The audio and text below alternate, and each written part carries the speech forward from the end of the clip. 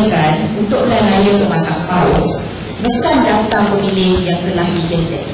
Kerana di sini ditulis daftar pemilih yang dikemas kini hingga 31 hari pemularan dan ditandatangan oleh Datuk Haji Kamaruzaman bin Haji Muhammad Nur, Ketua Pendaftar Pemilih Malaysia, bahawa ini adalah daftar pemilih yang dikemas kini sahaja, bukan diwantakan.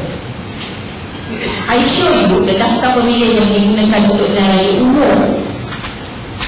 Dalam bulan Mac, jelas dikatakan bahawa daftar ini diakui bahawa ianya diwantakan.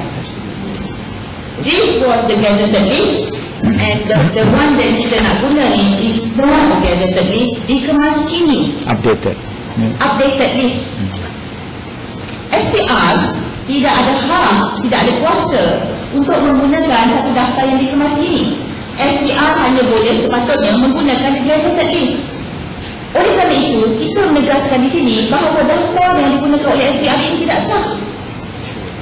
Kenapa kita mengatakan demikian?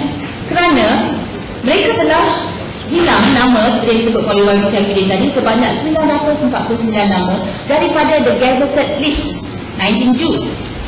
Sampel. Okay, gazetted list 19 Jun. Saya ada print out tiga nama saja, simple.